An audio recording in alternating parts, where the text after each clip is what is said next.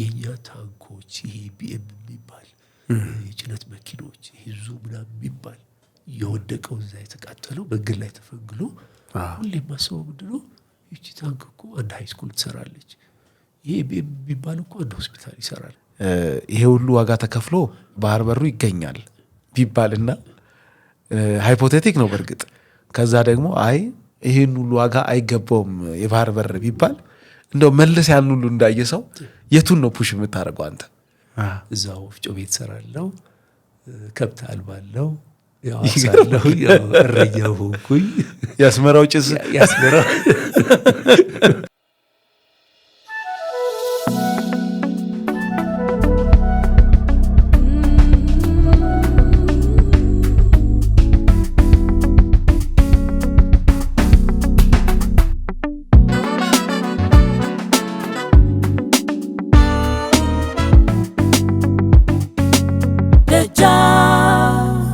ደጃፍ ላይ እንገኛለን ዶክተር ፍርዳወቀ ማሞ አብሮኛል እንኳን ደህና መጣ ዶክተር እንኳን ደህና ቆየ ዳዊት በጣም አመሰግናለሁ እኔም በጣም አመሰግናለሁ በቅርቡ ቀይ ባህር ሲቀላ ሚል መጽሐፍ ለህትመት ሁለተኛው አክቹሊ ለሰው ንባብ በቅቷል ተወርቶ ማልቅ ታሪኮችን ያካተተ መጽሐፍ ነው ከመጽሐፉ ጋር ቀጥታ የተገናኙም ያልተገናኙም የሚዛመዱም መጽሐፍት ውስጥ የተጠቀሱና ተዛማጅ ነገሮችን እናነሳለን ብዬ ተስፋ አረጋለሁ በጣም ደስ ብሎኛል ልናወራ ስለተገናኘን በቀይ ባህር ሲቀላ ጉዳይ ማለት ነው እኔ በጣም ደስ ብሎኛል እዚህ መገኘቴ ናይስ በጣም ብዙ የሚገርሙ ምላሾችና መረጃዎችን የሚሰጡ ነገሮች መጽሐፍ ቢያካትትም እንደዛው ደግሞ ብዙ ጥያቄ የሚያጭሩ ነገሮች አሉና ከተነሱት ነገሮች የሚንደረደሩ ማለት ነው ግን የገረመኝ አንድ ነገር መጽሐፍ ላይ አባትህ የመሃል ሀገር ሰው እንደሆኑ ጠቅሰሃል እና በማያጠራጥር ሁኔታ ደግሞ አንተ ያስመራ ልጅ ነህ በመጽሐፉ እንደሚገባን እና የመሃል ሀገር ሰው አባት ሆኖ አንተ የኤርትራ ልጅ እንዴት ልትሆን ቻልክ እንግዲህ ከመወለድ እድገት ይባላል አይደል አይ ነው አባቴ የመሃል ሀገር ሰው ይሁን እናቴም እንደዚሁ እንጂ ቁርኝቴ ከኤርትራ ነው አይደል ኤርትራ ምድር ከኤርትራውያን ልጆች ከተማሪዎች ከዘመዶች ከጎረቤት ጋር ነው ስለዚህ ያው ስሜቱ ወደዛ ይሄዳል አፋችንም የፈተነው በዛው ቋንቋ ነው በትግርኛ ቋንቋ ነው የተማርነው እዛ ነው አበልጅነታችንም ሌላው ዝምድና እዛ ነው ትምህርት በትግርኛ ነበረ ትምህርት ቤት በአማርኛ ነው በአማርኛ ነው ያኔ ኢትዮጵያ ስለነበር ብሔራዊ ቋንቋው በአማርኛ ነው እስከ ተወሰነ ዓመት አማርኛ ግዴታ ነው ከዛ በኋላ ከ9ኛ ክፍል ጀምሮ ደግሞ በእንግሊዝኛ ነው ትውስተው አለ ማለት ከውልደት አስመራ እንዳልነበርክ ተገንዝቤያለሁ ግን የምትሄዱበት ጊዜ ላይ ትውስተው አለ ወደ ኤርትራ ትውስተው አለኝ ሪሊ አዎ የቅርብ ጊዜ ነው እየጠፋኝ ያለው ርጅና ነው መሰለኝ አረገና ለጅዳ ሰጥ እንጂ የድሮ በጣም እንደ ስዕል ሆኖ ነው የሚታየኝ ሪሊ እሺ አዲስ አበባ ነው የተወለድኩት እዚህ ቀበና አካባቢ ነው ኦኬ አባቴ ክብር ዘበኛ የሚባል ጦር ነበር አንድ ጦር ይባላል የዛ ክፍለ ጦር ደግሞ ሰዎች ከዚህ ከጃሜዳ ጀምሮ እስከ ቀበና ድረስ እነሱ ነበሩ የፈረንሳይ ለጋሲዮን እንደዚህ ግዛታቸው ነበር አሁን እና እዛ ነው ያደግኩት የዛም ትውስታ አለኝ በ3 ዓመቴ ነው ወደ አሰብ የሄድነው የአሰብም በጣም ግልጽ የሆነ ስዕል አለኝ ስለ አሰባው ከ3 እስከ 6 ዓመቴ አሰብ ነው የተቀመጥነው አዎ ቀጥታ ሄዳችሁትም እዛ ነው ቀጥታ ሄድነው ወደዛ ነው እሺ አባቴ አስተዳደር ስራ ነበር የሚሰራው የአስተዳዳሪ ነበሩ አሰብ አውራጃ ነበር የሚባለው የአሰብ አውራጃ አስተዳዳሪ ነበሩ አይደለም የአስተዳዳሪው ጸሐፊ ረዳት ሆኖ ነበር ሄደው እሺ ከዛ 6 ዓመት ሲሞላኝ ደግሞ ኤርትራ ያኔ ጠቅላይ ግዛት ይባላል የጠቅላይ ግዛቱ ኃላፊ ደግሞ ደራሲ ይባላሉ ወልራስ አስራተ ካሳ ይባላሉ በደንብ ይታወቃሉ ንጉሳዊ ቤተሰብ ናቸው ኤርትራ ውስጥ ብዙ ታሪክ ያላቸው ሰው ናቸው የሳቸው ረዳትና ጸሐፊ አቅራቢ ይባል ነበር ያኔ እንደዛ ሆኖ ደግሞ ወደ አስመራ ሄደ ስለዚህ መንገዱ ሁሉ ትዝ ይለኛል መጀመሪያ የገባንበት ቤት ሁሉ ትዝ ይለኛል የገባንበት ትምህርት ቤትም ያው ቤተክርስቲያን ትምህርት ቤት ነበር ትዝታው በጣም አለ ህይወት ያለው ትዝታ ነው ያለ። ልጅነት ምንም ሲባል እንዳለ እሱ ነው የሚመጣብህ። አዎ የልጅነት ጥሩ ትዝታዎች እነሱ ናቸው የሚመጡብኝ። ግን መጽሐፍ ላይ እንደጠቀስከው ራሱ ቀይ ባህር ሲቀላ እንዳልከው ብዙ ደም መፋሰስ፣ ብዙ ሰቆቃዎች ያለፉበት የሁለት ሀገሮች ታሪክ ነው። አሁን ያኔ ደግሞ የአንድ ሀገር እርስ በርስ ጦርነት ነው እና እሱን ያለፍክበትና አንተ ራሱ በግል ያለፍክባቸውን አስታውሰ የአስመራ ልጅ ነኝ ስትል ያዝ ያደርግሃል። እንግዲህ ያው ችግሮቹ እንዳለ ሆነው ግን እነሱን የሚወጣ አይነት ደግሞ ማህበራዊ ግንኙነት አለ አይደለ? አዎ ችግር አለ። እህል በጣም ውድ ነው። ሰዓት ላፊ አለ። 12 ሰዓት ቢሆንበት 11 ሰዓት ቢሆንበት ጊዜ አለ። በልጅነትም ያኔ እንግዲህ ከ67 እንደዚህ በኋላ ማለት ነው አብዮቱ በኋላ ግን እንደዛም ሆኖ ችግሮች ኖረው ትዝታዎቹ በጣም ጎልቶ የሚወጡት እነሱ ናቸው፣ ጥሩዎቹ ናቸው። በእርግጥ የጦርነቱ ነገር ከልጅነት ጀምሮ አባታችን ደግሞ ለፖለቲካው ቅርብ ነበር፣ ለአስተዳደር ቅርብ ስለነበር ከጓደኞቹ ጋር ሲያወራ አንዳንድ ጽሁፎች ይዞ ሲመጣ እናያለን። እና በዛን ጊዜ ሻዕቢያ ብዙ አይታወቅም። ጀብሃ እንዲህ ያደረገ መንገድ ዘጋ፣ ወታደሮችን አድፍጦ እንደዚህ ገደለ፣ አጠቃ ሲባል እንሰማለን።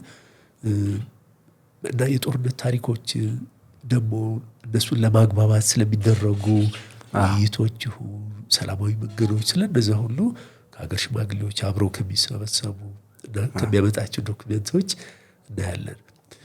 ያው ታሪካችን ብዙ ጊዜ የጦርነት ነው።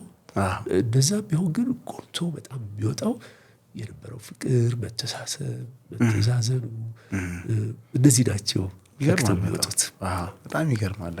ዶክተር ፍርድ አወቀ ሐኪም ልትሆን የቻልከው ገና በአፍላ እድሜ አንድ ሰው ሐኪም እንድትሆን ቃል አስገብቶ እንደሆነ በሰፊው ሳይሆን በጥቂት መስመሮች ጠቅሳቸው አልፋል። እኔ ደግሞ ብዙ ጉጉት ነው የፈጠረብኝ።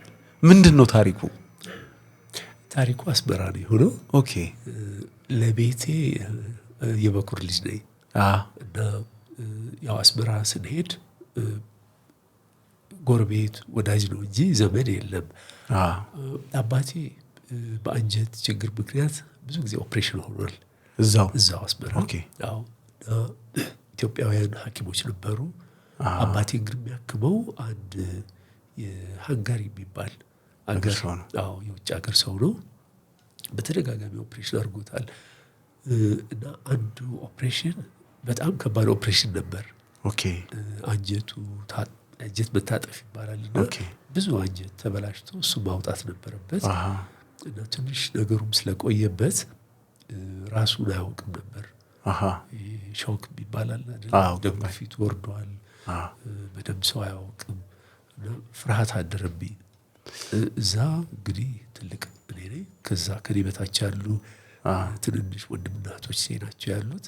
ኃላፊነቱ እኔ ላይ ነው። ምንም በጣም በሆን ማስታመመው ብዙ ጊዜ አብሬ ማድረው እኔው ነኝ። ስንት ዓመት ገደማ ማለት ነው? ይሄ እንግዲህ ወደ 12 ዓመት። በጣም ልጅ ነበር። ልጅ ሆኜ ነው እና አለቀስኩኝ። የዛን ቀን ሳለቅስ ይሄው ሐኪም ቋንቋው ብዙ አላቅም በደርሶ አስጠራኝ። ለምን ታለቅሳለህ ሲለኝ አባቴ እንዳይሞት ፈርቼ ነው አልኩት። ከዛ አይዞህ አይሞትም፣ አንተ ግን ጸልይ አለኝ። እሺ አልኩኝ። በዛን ጊዜ እንግዲህ እነዚህ ሰዎች ኮሚኒስቶች ናቸው። ጸልይ የሚለው ነገር ራሱ አሁን ሳስበው ይገርመኛል። እሺ አልኩና እዛ እቴጌመነን ሆስፒታል ይባላል በዛ ሰዓት አንድ ቻፕል ነገር አለች፣ የጸሎት ቤት ቤተክርስቲያን ውስጥ ሆስፒታል ውስጥ የኦርቶዶክስ ቤተክርስቲያን አለ፣ የካቶሊክ ቤተክርስቲያን አለ፣ ሌሎችም አሉ። እና ይቺ የካቶሊክ ቤተክርስቲያን የማርያም ስዕል ያለባት የሐውልት ነገር ያለባት፣ ሐውልቱ ደግሞ ያበራል፣ ኢሉሚኔት የሚያደርጋል አለ። እንደዛ ነው። ኮከብ ጭንቅላቷ ዙሪያ ያለበት ዘርፋፋ ሰማያዊና ነጭ ቀሚስ ነው የለበሰችው። ሁሉ ትዝታው አለ እስካሁን ድረስ። እዛ የሄድኩ ጸልያለሁ ብዙ ጊዜ። ለመጸለይ ስሮጥ ቆይ አንዴ አለች ነርሱ። አቤት ስላት፣ ግን አንድ ነገር ቃል ትገባልኛለህ አለ። ያው ስታድግ ሐኪም ትሆናለህ አለ። አዎ ሆናለሁ አልኩት። ለምን እንደምለው አላውቅም፣ ጥሩ ነገር ነው ብዬ አሰብኩኝ። ከዛ እንደኔ የሚቀዳ ሐኪም ሲለኝ እሺ አልኩኝ። ከዛ አባቴ ይሄንን ታሪክ ሰምቶ ከዛ ጊዜ ጀምሮ ማለት ነው ዶክተር እያለ ይጠራኛል። ሪሊ በልጅነቴ ማለት ነው። ሰዎችም ተከተሉአቸው ያባትህን ዶክተር ፍርድ አወቀ ያው እሱ ነው ያው ሲያሞካሽ ራሱ ይመስለኛል ዶክተር ቢሆነው ልጄ ይላል። ይገርማል። ሌላ ሰው ግን ከዛ በፊት ዶክተር ብሎ ያቅም እጣ ፈንታ አይነት ነገር ነው። እንደዛ ሆነ። ይገርማል። ያው እንደሚታሰበው ቀላል አልነበረም ወደዛ መሄዱ ደክምና ብዙ ተግዳሮቶች ነበሩ። አቋርጬ ልወጣ ሁሉ ያሰብኩባቸው ጊዜዎች ነበሩ። በጥቁር አንበሳ ከብዶ ነው ትምህርቱ ወይስ ሌላ ኤክስተርናል? ትምህርቱም ከባድ ነበር። እኔም በደንብ ጠንክሬ መስራት አልቻልኩም። ኦኬ ሰዓት የቤተሰብ ናፍቆት አለ፣ ብቻዬነት አለ። ደግሞ ተነጥዬ አላውቅም ከቤተሰቦቼ። እንዲሁ ዙረቱም አለ። በብዙ ነገር ተያዝኩ። አዲስ አበባ ያኔ ብርቅ ነበረች። አዲስ አበባ ያው ሰፊ ነው አዲስ አበባ። እዛም አናገኘውን ነገር እዚያ ያገኘ ብዙ ነገሮች ውስጥ ገባን እና 2 ዓመቶች አቃጥያለሁ።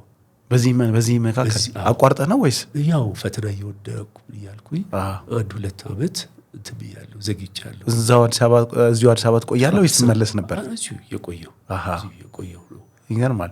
ግን 1970ዎቹ አንተ ሜዲካል ስኩል የተማርክበት አመታት በጣም በከተማው ውጥረት የነገሰበት ለውትድርና ሁሉ አፈሳ ሁሉ የጀመረበት ጊዜ እንደነበር ይወራል። እናንተ ደግሞ ለዛ በጣም ፐርፌክት እድሜ ላይ እንደነበርክ መገመት ይቻላልና ለሕክምና ተማሪዎች የተለየ ከለላ ኖሯችሁ ነው ወይስ እንዴት ራሱ ከዛ ሁሉ ነገር አተረፍ? አዲስ አበባ በዛ ሰዓት የተሻለ ነበር። ሪሊ? አዎ፣ ከሌሎች ክፍለ ሀገሮች የተሻለ ነበር። ከአስመራ መውጣት ማለት እንደ መጠለያ ማግኘት ማለት ነው። እውነት ነው። አዎ፣ አዲስ አበባ በጣም በእርግጥ ይሄ 71 ዓመተ ምህረት ጥሩ አልነበረም። አዲስ አበባ የቀይ ሽብር ምናምን የነበረበት ጊዜ ነበር። በዛ ሰዓት ደግሞ መጥተናል። አስመራ ተከቦ ነበር። ኦኬ። ከዛ ለመሸሽ ብለን አዲስ አበባ መጥተናል። ዩኒቨርሲቲ ሳልገባ ሃይስኩል ሆኜ ማለት ነው። 1 ዓመት እዛ ዝም ያባከንኩኝ እረኛው አያቴ ጋር ሄጄ ሪሊ? የት? ወደ ሸኖ የሚባል አካባቢ።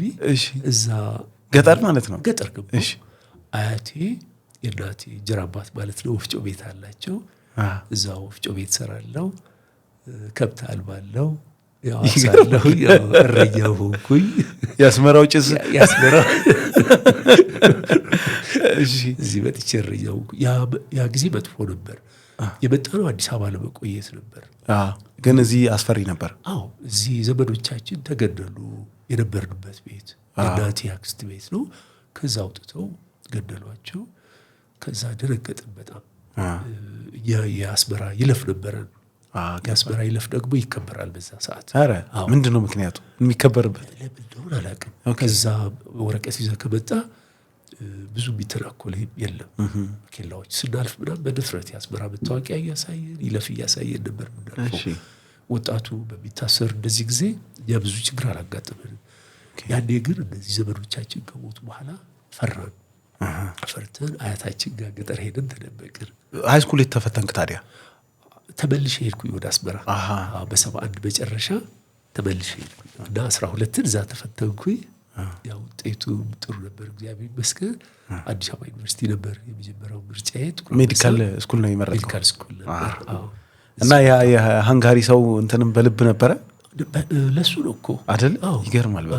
በጣም ሳላስበው እንድገባበት ነገሩን ያደረገኝ አንድም እሱ ነው። ሌላው የአባቴም ነገር ነው። አባቴም ሕክምና ብዙ ስቃዮች ነበሩት። በተለይ ክፍለ ሀገር በኋላ ክፍለ ሀገር ሆነ ጠቅላይ ግዛት በሚሰራበት ጊዜ እየታመመ የሚሰራባቸው ጊዜዎች፣ ምክንያቱም ነገሮቹ አጣዳፊ ናቸው። ተልእኮዎች ይሰጡታል። ይሄን ጨርሰህና ይባላል እና ቢታመሙ መስራት አለባቸው። አንጀቱ እንደዚህ በአስሮላ በምናምን አስሮ ቁስሉን እያስቀየረ ይሰራ ነበር። እና የኩላሊት ጠጠርም ነበር በተደጋጋሚ የሚመጣ ሲሰቃይ ያለው እና እሱም ራሱ የሆነ ግፊት አደረገብኝ ወደ ሕክምናው እንድሄድ ማለት ነው።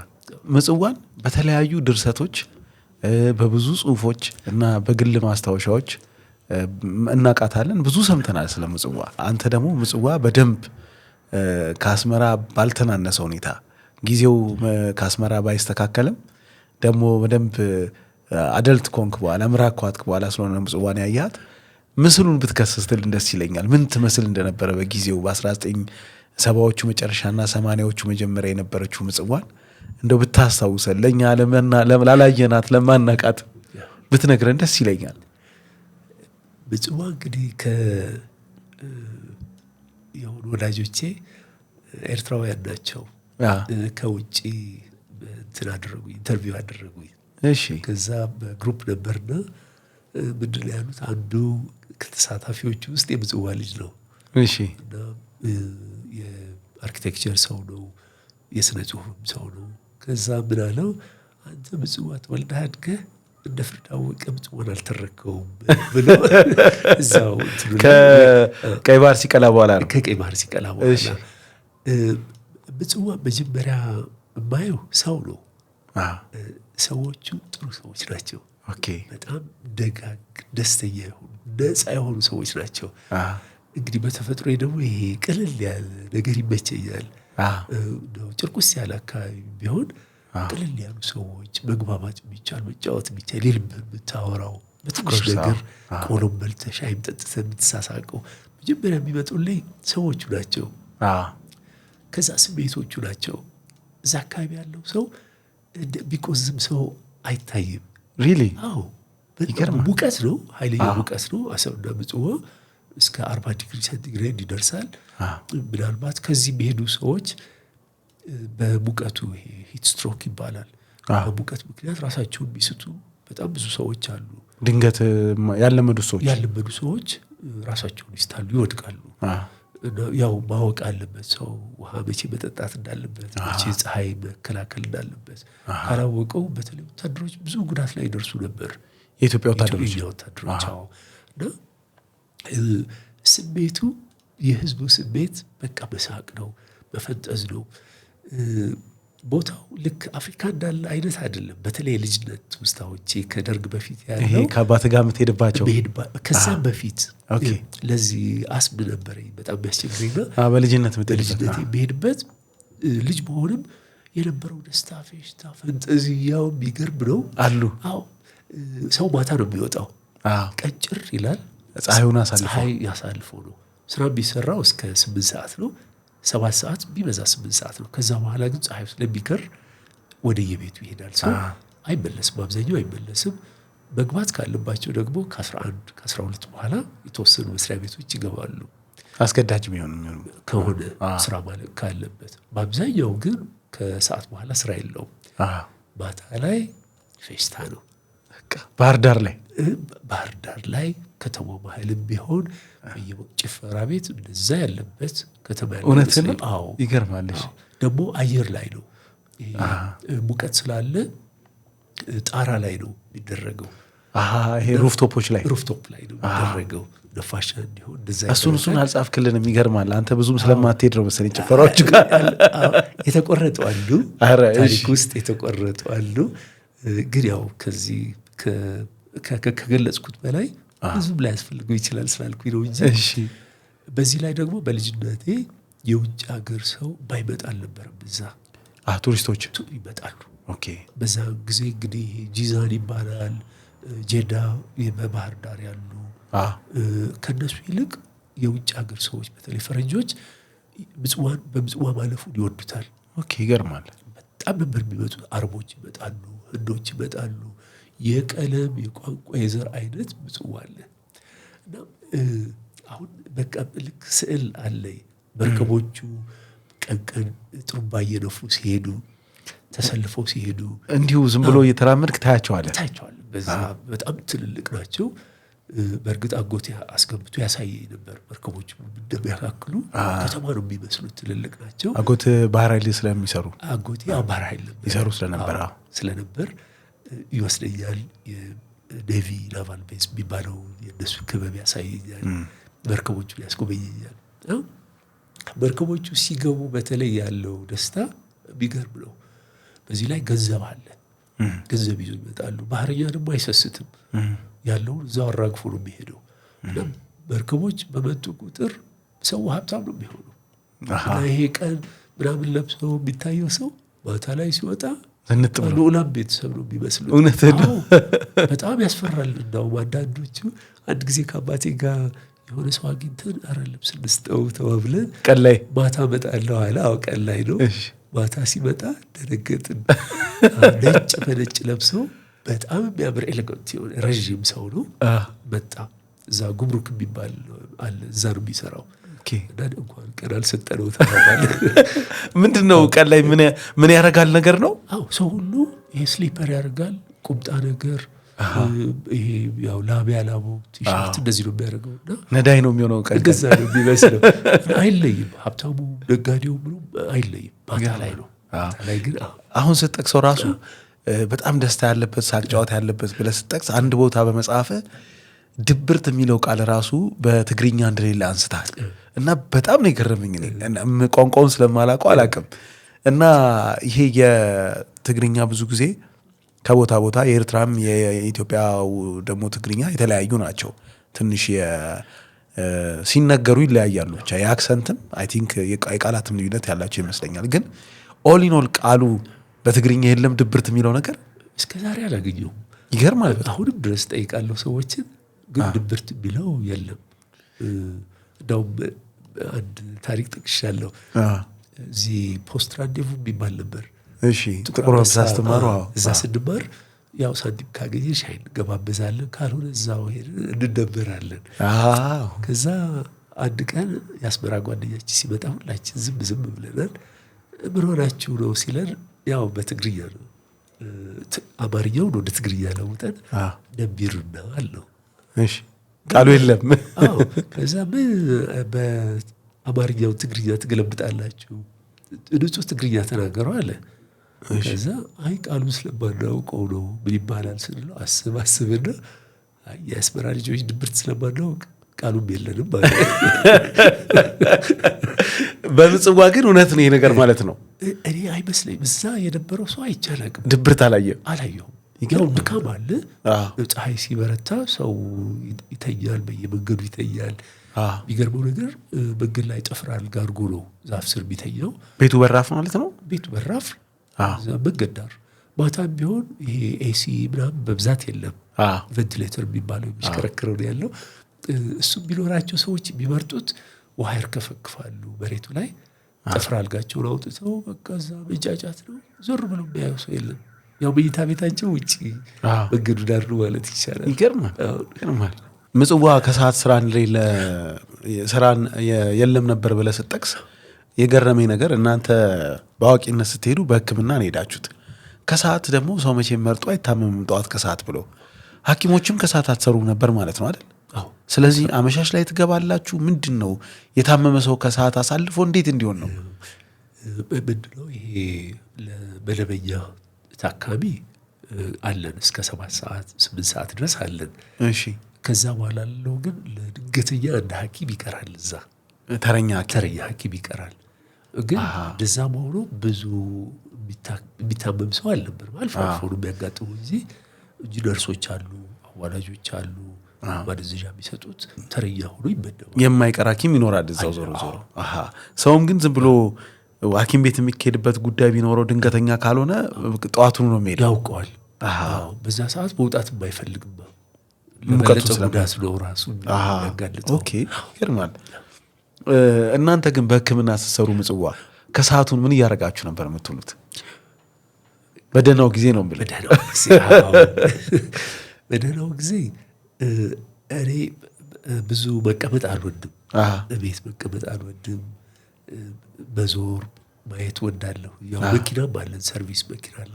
የሆስፒታሉ እሱ የሆነ ቦታ ያደርሰናል። ጓደኞቼ ትልልቅ ሆቴሎች አሉ፣ ግራውንድ ቴኒስ ምናምን ይጫወታሉ፣ ዋና እንዋኛለን። አንዳንድ ይሄ ዊኬንድ አርብ ከሰዓት ቅዳሜ ጀምሮ ያለውን ደግሞ ጀልባዎች ይዘን ወጣ እንላለን። ቀይ ባህር ላይ ደሴቶች አሉ፣ በጣም ሩቅ ያልሆኑ እንደ አረንጓዴ ደሴት የሚባሉ አሉ። እዛ ሄደን በቃ እንቦርቃለን። ጀልባዎቹ የሚከራዩ ናቸው? ምንድን ነው ይሰጡናል በነፃ? አዎ የባህር ትራንስፖርት የሚባል አለ፣ ይሰጡናል ጀልባ። ሐኪሞች ናቸው ሲባል እንጂ ዝም ብሎ አይሆንም ነው። ሰው በመዝናናት ነው የምታሳልፉት? ብዙ ጊዜ እንደዛ ነው። በተጨማሪ ደግሞ የቤተክርስቲያን ትምህርቶችም እከታተላለሁ። ብዙ ጊዜ ከሰዓት ወይ አመሻሽ ላይ ናቸው። እሱንም እየሄድኩ ይሳተፋለሁ። ዘመዶችም አሉ እዛ የምጠይቃቸው ከልጅነት ጀምሮ እነሱም እየሄድኩ ጎበኛለሁ። ቤት ቁጭ ብልባቸው ጊዜዎች ብዙ አልነበሩ። ስለዚህ ከሰዓቶቹም ያ የሙቀት ጊዜው አሰልቺም አልነበሩም። የሆነ ነገር እንፈጥራለን። ኦኬ፣ ይገርማል። የቀይ ኮከብ ዘመቻ የሚባለው በኢትዮጵያና በኤርትራ ግንኙነት ውስጥ ያኔ አንድ ሀገርም ሆኖ ቢሆን በጣም ትልቁ ተስፋ የተጣለበት ዘመቻ እንደነበርና በዛ በሁለቱ አሁን ሁለት ሀገር ሆኖ ስለሆነ የምናወራው በሁለቱ ሀገራት ግንኙነት በጊዜው ደግሞ በኢትዮጵያና በኤርትራ ግዛት መካከል በነበረው ግንኙነት አንደኛው ትልቅ የሚባል ታሪክ ነበረ። ኮምፕሊኬትድ ነገሮች ውስጥ አሉት፣ ግን ትውስታው አለ። የቀይ ኮከብ ዘመቻ የሚባለው ትውስታዎች አሉ። ያው በኔ እድሜ ያለ ሰው የቀይ ኮከብ ትዝታ የሌለው ያለ አይመስለኝም አይደለ? ልክ ከቀይ ሽብር እኩል ባይሆንም በጣም ትልቅ ዘመቻ ነው የነበረው። የኛ መንግስት የደርግ መንግስት ብዙ የተናገረበት ብዙ ይሄ በኪነቱ በስነ ጽሁፉ በወታደራዊ ትርኢቱ ኃይልን በማሳየት በእነዚህ በቃ ፕሮፓጋንዳው ከባድ ነው የነበረው እና በእኛ ዘመን እናውቋለን። ቀላል ነገር አልነበረም። ደግሞ ከተደረጉ ዘመቻዎች በሙሉ እንግዲህ ከሶማሌ ጀምሮ ዘመቻዎች አሉ አይደለም፣ ከነሱ ሁሉ የላቀ የተራቀቀ ተብሎ ነበር የሚነገረው። ስለዚህ በኢትዮጵያውያን በኩል ብዙ ተስፋ ተጥሎበት ነበር። ደግሞ አጀማመሩ እንደዛ ነው የነበረው። ጥሩ ነበር። አጀማመሩ በጣም ኃይለኛ ነበር። እሺ። እና የጦር እውቀት የታየበት ነበር ይላሉ። ኦኬ። ይሄ ዝም ብሎ ዘመቻ መጋደል ብቻ ሳይሆን ጥሩ ስልቶች የነበሩበት ነበር ይባላል። በኋላ ላይ ግን ያው ብዙ ወታደራዊ ታሪኮችን ባላውቅም በነበረው ፖለቲካ ምክንያት በወታደራዊ አዛዦች ያለ መግባባት ሌላም ነገሮች ተበላሻሹና አንድ ቦታ ላይ ቆመ። ከዛ በኋላ ላይ ግን ኤርትራውያን ተዋጊዎቹ መቀልበስ ጀመሩ፣ አጠቃላይ መግፋት ጀመሩ ማለት ነው። ያኔ የተበላሸው ነገር ነው እንግዲህ ለዚህ ለመጨረሻው ኤርትራን እስከ ማጣት ያደረሰው ነገር። በመጽሐፍ ገና ትረካን ስትጀምር ገደማ ማለት ኢትዮጵያ ኤርትራን ካጣች የባህር በርን አብራ አታ መተንፈስ የማትችል ማንቁርቷ የታነቀ አገር ልትሆን እንደምትችል ያሉትን መላምቶች ገልጸዋል። እና የገረመኝ ነገር በጊዜው ኢትዮጵያ ኤርትራን ብታጣ ራሱ ምክንያቱም ኤርትራ ስለነበር ይህን ነገር በደንብ ልታስተውሉ ትችላለህ ብዬ ስለማስብ ኤርትራን ብታጣ ባህር በርም አብራ ታጣለች የሚለው ድምዳሜ በጊዜው እንዴት ሊኖር ቻለ? ኤርትራን ማጣት አንድ ነገር ነው። ለምሳሌ የተወሰኑ የባህር በሮችንም ይዛ ልትገነጠል እንደምችል ይገመታል። ግን በጊዜው ያኔ ገና በ1970ዎቹ መጨረሻ ወይም 80ዎቹ መጀመሪያ መገንጠሉ ሳይመጣ ጦርነቱንም ሳያሸንፉ አብራ ኢትዮጵያን የባህር በር ነፍጋት ነው የምትገነጠለው የሚለው እሳቤ ያኔም ነበር ማለት ነው። ያኔም ነበር ሪሊ። አሁን ለምንድነው የኛ መንግስት ካርታው ሲሰራ ኤርትራ ክፍለ ሀገር ሲባል እስከታች እስከ አሰብ ድረስ ያለው ነው። ጅቡቲ ጠረፍ ድረስ ይደርሳል፣ እስከ ሱዳን ማለት ነው። ስለዚህ ከተገነጠለች ሌላ የሆነ ነገር ካልተፈጠረ ድርድር ከሌለ በስተቀር እነዚህ ተዋጊዎች ደግሞ የተዋጉት ሙሉ ኤርትራን ለመውሰድ ነው፣ ነፃ ለማድረግ ነው። እና አሰብን ትተው ወይ ሌላ ነገር ትተው አዱሊስን ትተው ይገነጠላሉ ማለት አይቻልም ነው። ስለዚህ ከዛን ጊዜ ጀምሮ ይሄን እናስብ ነበር። ኢትዮጵያንም በዛ ሁሉ ነገር ውስጥ ኤርትራን ካጣን የባህር በር ነው የምናጣው ብለዋል። የኛ መንግስት እኮ ይል ነበር፣ በቃ አንገታችን እንደታነቀ ነው፣ ተከበን ነው የምንቀረው የሚለውን እነሱ ብቻ ሳይሆን የኛ መንግስት ራሱ ይሄንን ይል ነበር። ናድን የሚል የነበረውም እኮ ይሄንን ነው፣ ባህር በር እንዳናጣ። አንዱ ማዋጊያም እሱ ነበር። ማዋጊያ እሱ ነው። ያው ተከበን እንቀራለን፣ ላንድ ሎክድ እንሆናለን፣ ለዚህ መብቃት የለብንም። ስለዚህ ኤርትራን ካጣን ቀይ ባህር እናጣን የሚለው አባባሉ ውስጥ እንደዛ ነበር። ለቀይ ባህራችን ይፈሳል ደማችን። ይሄ ማለት እኮ ከላይ ከእንትን ጀምሮ ከሱዳን ድንበር ጀምሮ እስከ ጅቡቲ የሚደርሰው ቀይ ባህር ማለት ነው። ስለዚህ ይታወቅ ነበር። መቼም የሆነ የጦርነትን አስከፊ ነገሮች ካዩ ኢትዮጵያውያን መካከል ግንባር ቀደም ልትባል እንደምትችል እገምታለሁ። ምክንያቱም በቀይ ባህር ሲቀላ ያነበብናቸው ነገሮች አንድ ሰው በህይወቱ ራሱ ሊያየው የሚችሉ የሚገቡ አይደሉም። የሰባት ሰው ነው የሚመስሉት አንዳንዶቹ። እና በዛ ታሪኮች ውስጥ ያነሳቸው አንዳንድ ነገሮች ከአይምሮ የሚጠፉ አይደሉም። ግን ባህር በርን እየተዋጋንለትም ካጣነውም በኋላ በቅርበት ያየው ሰው ነህ እና ለዛ ነገር በአጠቃላይ ለባህር በር ብቻ ሳይሆን በአጠቃላይ ኤርትራ ላለማጣት የተከፈለውን ዋጋ መስዋዕትነት በደንብ ያየ ሰው ነው እና ያ ሁሉ ደም መፋሰስ የሚያንገበግብ እንደሆነ ብዙ ቦታ ላይ ይገልጻል። ግን መልሰ ባህር በርን እንዋጋለት ተብሎ ያ ሁሉ ሰው ሲሞትለት ከዛ ደግሞ ካጣነው በኋላ ደግሞ ህይወት ሲቀጥል ስታይ አግራሞትን የገለጽክበት ቦታ አለ በቀይ ባህር ሲቀላ። እሱ ምንድነው ባህር በሩን ማጣታችን ካልቀረ ያ ሁሉ ደም መፋሰስ ለምን ነበረ ታዲያ ብለህ የጠቀስከው ነገር አለ እና እኔ ዝም ብሎ ተመልሰን ድጋሚ ድሉ ቢሰጠን ይሄ ሁሉ ዋጋ ተከፍሎ ባህር በሩ ይገኛል ቢባልና ሃይፖቴቲክ ነው በርግጥ ከዛ ደግሞ አይ ይሄን ሁሉ ዋጋ አይገባውም የባህር በር ቢባል እንደው መልስ ያን ሁሉ እንዳየ ሰው የቱን ነው ፑሽ የምታደርገው አንተ? እንግዲህ ባህርም ምድርም የተፈጠሩት ለሰው ነው። እውነት ነው። የሰው ዋጋ ውድ ነው። እኔ አሁን የሌላውን ሰው ዋጋ ስትብል በራሴ ነው ባየው ዝግጁ ነው ወይ ማለት ህይወቴን ለዚች መሬት ወይ ለዚች አፈር ለዚች ባህር ለመለወጥ ዝግጁ ነው ወይ የሚለውን ነው። እንደዛ እስከሆነ ድረስ እዋጋለሁ አመልሳለሁ የሚለው ነገር ያስኬዳል። በተረፈ ግን ጦርነት እኮ የሰው ልጅ ታሪክ ጦርነት ነው። ያው የአዳም ልጆች 2 ነበሩ ይላል አይደለ? ጦርነት ጀመረ እኮ ያው ሁለቱም ሆነው አንድ ወንድሜ ብሎ አራራው ያለ ነው። ይሄ የሰው ልጅ ክፋት ሌላውን የማጥፋት ነገር ያለ ነው። ግን የኛ ነገር በጣም ረጅም ሆነ ደግሞ ጥፋቱ በዛ ይቀፋል። እንደ ሐኪምም ስታየው ማዕከላዊ እንደሆነ ሰው ስታየው ሌላውም ሰው የኔ ልጅ ቢሆን ወንድሜ ቢሆን ብለህ ከተመንከው ለምሳሌ ጥቂት ሰው ነው የሞተው 200 ሰው ነው በዚህ ጦርነት ሲባል 200 የኔ ልጅ ያጎቴ ልጅ የምናምን ቢሆን እንደዚህ ቀላል ነበር ወይ ይላለሁ ወይ ማለት ያም የሰው ልጅ ነው የምስኪን ልጅ ነው መኖር የሚፈልግ ነው ገና ወጣት ነው ብዙ ያላየ ነው። በዚህ አይነት ስታየው መከፈል የሚገባው ነገር አለ። ነገር ግን አልፎ ሲሄድ ሲበዛ በደንብ ስትጨማለቅ ያኔ አገርም ሲያወድም ተማሪዎች ሆነን ሕክምና ስንማር አስተማሪያችን ምን አሉ? የኢትዮጵያ በጀት ከ40% በላይ የሚሄደው ለጦርነት ነው አሉ። በኋላ ስሰማ ግን እስከ 70% ይደርስ ነበር አሉ።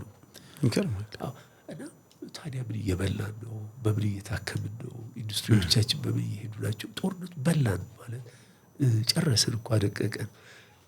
ከገንዘቡ በላይ ደግሞ የሚያልቀው ሰው አሁን ከዚህ ሰው ይሄዳል። አንድ ጓደኛዬ ቤርሙዳ ነው ኤርትራ ብሎ ተናግሯል። ሲገባ እንጂ ሲወጣ አታይም ሰው እና ምን በወጣው ማለት እድሜ ልኩ ሰው እንደዚህ ይኖራል። ሌላው እንግዲህ ፍቃደኝነት ነው። አሁን መቼም እግዚአብሔር የሰጠን መሬት አለ። ሱዳኖች መጥተው እኮ እዚህ እንውሰድ ቢሉን እሺ አንልም አይደል እንዴ? ወይ ኬንያ ሄደን እኛ ይሄ መሬት ለኛ ነው ብንል አይሆንም። እንደ ማንኛውም ህዝብ ኤርትራውያን ደግሞ ይሄ የኛ መሬት ነው ካሉ አይደለም የኛ ነው ማለት ማንም ሰው የሚችል አይመስለኝም። እና ፍቃደኝነት በጣም ይጠይቃል ብዬ አስባለሁ። አሁን እንደው 1-2 ቦምብ አፈንድቶ ራሱ ምጽዋ ወይም አሰብ ይመለስልን ቢባል ፍቃደኝነቱ ከሌለ እጅግ ከባድ ነው። በጉልበት ቢመለስም ምክንያቱም ሌላ ጊዜ ጉልበት ጠብቆ ደግሞ ይመጣላ። ምንድን ያለው አስተማሪው ተማሪውን ተነስ ይለዋል፣ አልነሳም። ተነስ አልነሳም። አስተማሪው ጉልበተኛ ስለነበር ጆሮውን ቆንጥጦ መዝልጎ አስነሳው በጉልበት። ከዛ ቲቸሪ አለው አቤት፣ በልቤ ግን አሁን እንደተቀመጥ እና ምንድነው የተሸነፈ የሚመስለው ጊዜ ነው የሚጠብቀው እስኪያድግ ጡንቻው እስኪፈረጥ እና በዚህ በመግባባት በንግግር በሰጥቶ መቀበል ካልሆነ በስተቀር እኔ አሁን አንድ ደም እንዲፈስ የአንድ ሰው ህይወት እንዲጠፋ አልፈልግም። ያ ሰው ከጠፋ ደግሞ እኔ መሆን አለብኝ። ይሄ ነገር ይቀጥል ከተባለ እኔ ቅድሚያ እንደሚሄድ እርግጠኛ መሆን አለብኝ። አለበለዚያ የድሃ የምስኪን ልጅ ጧሪ የሌላት እናት ልጅ ወይ ተምሮ የሆነ ነገር ደርሰው ተስፋ ይሆነኛል ብላ የምትጠብቅ እናት ልጇ እዛ ሄዶ ያለ ቀባሪ ያለ አስታዋሽ ሲቀር ይሄ እጅግ ያሳዝናልና ያንድም ሰው ደም መፍሰስ ያለበት አይመስለኝም። ይሄ እንግዲህ አንድ ሐኪም ጦርነት የሚፈራ ሰው አመለካከት ነው። አይ ነው ቀይ ባህር ሲቀላ መቼም ከልጅነት የተወሰኑ ነገሮችን አንስተ ከዛ በኋላ በሐኪምነት ደግሞ ምጽዋ ያሳለፍከውን ጊዜ አንስተ ጦርነት ደግሞ ተነስቶ የከፈላችሁትን ዋጋ የሆነውን ነገር ሰቆቃ ሁሉ ዘግበ ከዛ በኋላ ያለውን ነገር ደግሞ እንደ መጨረሻ ማስታወሻም ጭምር አስፍረ የጨረስክበት መጽሐፍ ነው። ግን በኢትዮጵያ ታሪክ ውስጥ በእንደዚህ አይነት ዙሪያ የተጻፉ መጽሐፍቶች ብዙ ጊዜ በሚገርም ሁኔታ የታሪኩ ተዋንያን ከሆኑ አካላት ነው የሚጻፉት። ወይ ከወታደር ወይ ከአስተዳዳሪ ወይ ከፖለቲከኛ ወይ ከካድሬ ነው የሚጻፉትና እኔ ብዙ ጊዜ በሰው በኩል ከአንድ ሬጉላር መደበኛ ሐኪም ከአንድ አስተማሪ ወዘተ የሚመጡ ታሪኮች በጣም ይጎላሉ በኢትዮጵያ ማስታወሻዎች ውስጥ ብዬ አስባለሁና በዛ ምክንያት በጣም ትልቅ ቦታ ሰጠዋለሁ ቀይ ባህር ሲቀላልና የገረመኝ ግን እናንተ ይሄንን መጽሐፍ ወደ መጽሐፍ የመጣው በዶጋሌ በምርኮ ሳለ ዶክተር ግርማ ወዳጅ ባነሳው ሐሳብ ጎትጓችነት እንደሆነ ጠቅሳልና እንደዚህ አይነት መጽሐፍቶች ሳይጻፉ የሚያልፉበት አንዱ ምክንያት ማስታወሻ ባለመያዝ እንደሆነ መረዳት እንችላለን ከአንተም ከሌሎችም ታሪክ። ከዛ በፊት ዶክተር ግርማ ያን ነገር እናንተ በምርኮ እያላችሁ ማስታወሻ ያዝና ታሪኩን አስፍረው ባይል ኖሮ ማስታወሻዎች እያስክ አልነበረም ማለት ነው። እስከዛ ሰዓት አልያዝኩም ነበር። ይገርማል። አዎ ቀኖቹን እቆጥራለሁ። ደርጉ ሴት ዛሬ ሰኞ ነው፣ ዛሬ እንደዚህ ሆነ፣ እንደዚህ ከባፕቲዝም ማስታወሻ የሚጠፉ አይደሉም። እንደ ስዕል ተቀርጾ የሚቀሩ ነገሮች ናቸው። ግን ያ ማስታወሻ መያዝ በጣም ነው የጠቀመኝ። ምክንያቱም ቀኖቹ አንዳንድ እድሜ የገፋ ሲሄድ ሊጠፉ የሚችሉ ሊደበዝብዙ የሚችሉ ትውስታዎችን ማስቀመጡ በጣም ጥሩ ነገር ነበር። በጣም በነገራችን ላይ ያው አንደኛ እንደ ጦርነት ውስጥ እንደነበረ ሰው የከፋው ችግር ደርሶብኛል ማለት አልችልም። ከዚህ በከፋ ሁኔታ ያለፉ ብዙ ሐኪሞች አሉ። እንዴት ከእናንተ የከፋ ምን አለ? ያው ሞት ነው፣ ግን ያው ሞት እየሳታችሁ ነው የሞቱ አሉ ሐኪሞች እኮ አካላቸው ይጎደላል። እዛ አሁን ለምሳሌ እዛ መርከብ ላይ ህይወታቸውን ያጡ የተቃጠሉ ጓደኞቻችን አሉ። አዎ በህይወትም የተረፉ አሉ። አይናቸው የጠፋ እጃቸው እንደዚህ ሆነ፣ አእምሯቸው የተቃወሰ በኋላ ላይ እናንተ ያገኛቸው ናቸው። ያገኘናቸው አሉ። ከኛም በፊት ያው ጦርነቶች ነበሩ አይደል? ሐኪሞች በብዙ ችግር ውስጥ አልፈዋል። ከኛ በከፋ ችግር ውስጥ በእግራቸው ወደ 200-300 ኪሎ ሜትር በረሃ ውስጥ ይሄዳሉ። እግራቸው እየተላላጠ ይሄዱ፣ ምግብ ሳይበሉ። ያው ደፋር ሆንኩኝ መሰለኝ ማለት እኔ ካልጻፍኩ ማን ይጽፋል በሚለው ነው እንጂ ሊነገር የሚገባው ከዚህ የበለጠ በጣም ብዙ ታሪክ አለው። ብዙ ታሪክ አለ። እንዳውም ምንድን ነው ያልኩት መጽሐፉን በምጽፍ ጊዜ ምናልባት እኔን አይተው ይሄ እንዳውም ትንሽ አይደል እንዳውም ጓደኞቼን ገፋፋለሁ። የኔ የበላይ የሆኑ ሲኒየር የሆኑ ሐኪሞች አደራ ጻፉ፣ ካልጻፋችሁት ልምጣና ኢንተርቪው ያደረኳችሁ ራሴ ልጻፈው ያልኳቸው አሉ። ምክንያቱም ይሄ ታሪክ መቀመጥ አለበት እኮ። አንዳንዴ እኮ ይሄ ለግጭቶች ለሐሳብ አለመስማማት የሚያደርሰን ነገር ያለፍንባቸውን ነገሮች ያለ መጻፋችን ነው እኮ። እንደተባለው ደግሞ ለምሳሌ የኤርትራ ተዋጊ ወይም ከኤርትራ ሳይድ ያደረገ ሰው ቢጽፍ፣ የሻዕቢያ ወታደር ቢጽፍ ደርግ እንዲያደረግነው ታንኩ እንደዚህ ደመሰስ ነው እንደዚህ ነው። ከኛ በኩል ደግሞ የኛ ወታደር ወይም ከወታደር ጋር የተገናኘ ፖለቲከኛ ቢጽፍ ጀግንነቱ ስንት እንዳወደመ ስንት ዘራፍ ብሎ ገብቶ ምናምን ጠላቱን ደምስሶ ህይወቱን ሰጠ። ይሄ ነው። እንደ አንድ ሐኪም ሲጻፍ ግን ትንሽ ለየት ይላል በጣም። ምንድነው እዛ ሊያጠፋው ያለውን ህይወት ሊያተርፍ የሚተጋ ባለሙያ ነው እዚህ ያለው። እንደ ቃለ መሐላ ደግሞ ያ ጠላት ነው ይሄ ወዳጅ ነው አይደለም። ሰው ነው የሚያክመው። የጠላት ወገን የለ ሰው ሁሉ ሰው ነው። መሐላው ደግሞ ሰውን ማከም ነው። በዘር በቋንቋ በፖለቲካ ልዩነት ድንበር ሳይፈጥሩ ያንን ሰው ህይወቱን ማትረፍ ጉዳቱን መጠገን ነው። ስለዚህ በእነዚህ አይነት ሰዎች ቢጻፍ፣ በአስተማሪዎች ቢጻፍ። እኔ እንግዲህ አሁን የመጀመሪያ ነው ይሄን ስጽፍ ከኔ በላይ ደግሞ ግጥም የሚጽፉ ሐኪሞች አሉ፣ ከአርቱ ጋር የተገናኙ ሰዎች አሉ። እጠይቃለሁ እንዲጽፉ፣ ምክንያቱም ይሄ ለልጆቻችን የሚተርፍ ነገር ነው እና አንድ ዶኪመንት ሆኖ ምናልባት ለልጆች ማስተማሪያ ሊሆን ይችላል፣ ማስታረቂያ ሊሆን ይችላል። ምናልባት ፖለቲከኞች ያልተስማሙበት ነገር መሀል ሆኖ ደግሞ እንትና እንደዚህ ብሏል እሱንም ኮንሲደር እናድርገው የሚል አመለካከት ሊመጣ ይችላል። ስለዚህ ሰው ሁሉ ቢጻፍ ነገር አለው። በጣም ያው እኔ ዝም ብዬ ዘው ብዬ ስለገባሁበት ጻፍኩት እንጂ ብዙ ትልልቅ ለምሳሌ ለሰዎች እነግራለሁ። የፕሮፌሰር አስራት ታሪክ አልተጻፈም። እዛ የሰራሁበት ሆስፒታል 1 ዓመት ተከበው ማለት ነው ሰርተዋል። ሪሊ? አዎ። ምጽዋ ሆስፒታል ምጽዋ ተከበው የትኛው ማለት ላይ? ከዛ በፊት የነበረው ጦርነት ከኛ በፊት 10 ዓመት ቀደም ብሎ የነበረው ጦርነት እዛም ላይ ትንሽ ተቀስ አድርጓል። ይወራለት ነበር ብለህ? በጣም ይወራል፣ ግን አልተጻፈም። ማለት ይሄ ትልቅ ጀብዱ ነው ማለት ጀብዱ ተኮሰ፣ ገደለ፣ ማረከ ብቻ አይደለም። ህዝባቸው እንደዚህ በቅንነት ያገለግሉ የማይደክሙ ታታሪ ዜጎች ታሪካቸው መጻፍ አለበት። እንደው እግዚአብሔር ፈቅዶ በቅርብ የሚያውቋቸው ለእኛ ሩቅ ናቸው ፕሮፌሰር አስራት የሚያውቋቸው ሰዎች ቤተሰብ ጠያይቀው ቢጽፉላቸው በጣም ደስ ይለኛል። በተለይ የዛ የምጽዋውን ታሪክ ነው የእሳቸው ነገር ረዥም እኮ በጣም ሰፊ ነው ታሪካቸው። ጽዋል ውጭ ሀገር አለ፣ ብዙ ታሪክ ያላቸው ሰው ናቸው። በዓለም ፖለቲካ ውስጥ ገብቶ የሆኑት ነገር አለ፣ ብዙ ሊጻፍላቸው የሚገባ ሰው ናቸው። ያው አንዳንዴ አላግባብ ደፈርኩ ወይ ምንበት ጊዜ አለ፣ ግን ምናልባት እንደ ምሳሌ ይሆናል፣ መነሻ ይሆናል፣ ለሌሎች ማደፋፈሪያ ይሆናል በሚልም ነው። ምንም ጥያቄ የለውም። ማለት በጣም ትልቅ መጽሐፍ ነው የጻፍከውና ትልቅ አስተዋጽኦ እንደሚያበረከት እንደሚያዋጣ ምንም ጥያቄ የለውም። ግን ከተጻፈ በኋላ መቼም አንድ መጽሐፍ ይታተም የሚባልበት ጊዜ ብዙ ምቹ ሁኔታዎችን ይፈልጋል። የታተመው ከተጻፈ ከ30 ዓመት በኋላ ነው። ለመታተም ለምንድን ነው ይህን ያክል ጊዜ የፈጀው? ለምሳሌ የ1990ዎቹ የኢትዮጵያና የኤርትራ ጦርነት መልሶ ሰላም ከሰፈነ በኋላ አገራቱ ደግሞ 2 ሀገር ከሆኑ በኋላ የተፈጠረው ጦርነት ተከትሎ ሲረጋጋ ይሄ ነው ጊዜው ብሎ እንዲቆሰቁስ ከዛም በኋላ ብቻ የተለያዩ አጋጣሚዎች እንዲቆሰቁስ አስገድዶ እንዴት ላይ ታተም ቻለ? አንዱ ትልቁ ነገር የስነ ጽሁፍ እውቀት ያለመኖሩ ጉዳይ ነው።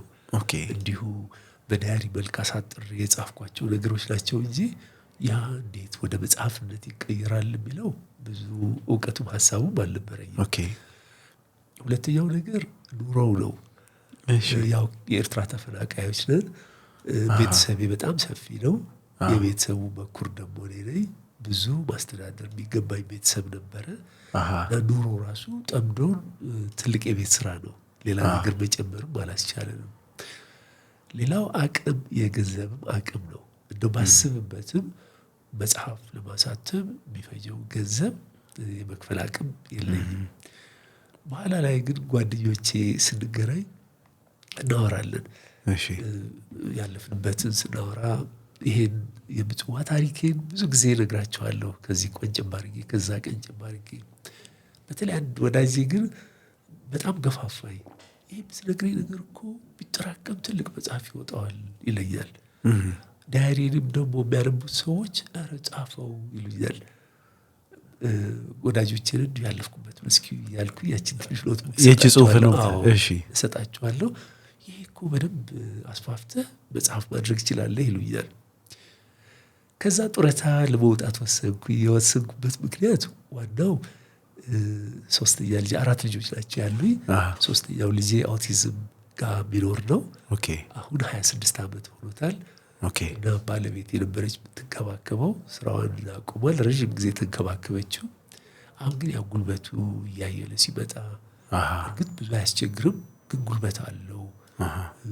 እንቅልፍ እንደ ልብ አይተኛም፣ አያስተኛትም። እና በዚህ እድሜዋ ረዳት እንደሚያስፈልጋት አሰብኩኝ እና ስራ ለማቆም ወሰንኩ። የዛሬ 2 ዓመት ስራዬን አቆምኩኝ።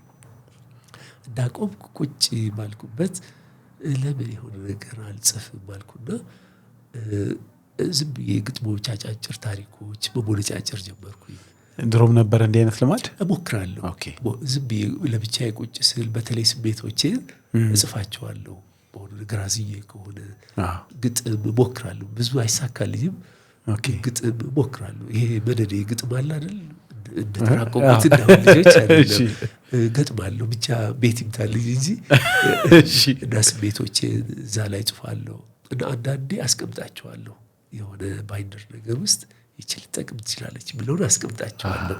አንዳንዱ ግን ልክ ስሜቱ እንደወጣልኝ ቀዳድጄ ከነ ስሜቱ ጥለዋለሁ። አዎ ያ ቁጭቱ ሐዘኑ ሪግሬቱ ባላለም ሲወጣልኝ ንስሐው ሲወጣልኝ አብሬ ጥለዋለሁ። እና ይሄ መጽሐፍ ለምን አልጽፈውም አልኩኝ። ይሄ ጓደኛዬም ግፊት እየበዛ መጣ። በኋላ ላይ ግን ይሄ ቀይ ባህር ጉዳይ መነሳት ሲጀምር ምን ያየ ይደነብራል ማለት ሰዎች ያውቁ ይሆን ጦርነት ምን እንደሆነ። ምክንያቱም ትውልዱ ረዥም ነው፣ ሌላ ትውልድ ነው የመጣው። አሁን አንዳንድ ልጆች ጦርነት ሲባል የሆሊውዱ አይነት ያንን በሁለት ሽጉጥ ገሎ ምናምን መውጣት ከዛ ገርል ፍሬንዱ ጋር እንደሚገናኝ እንደዚህ ነው የሚያስቡት።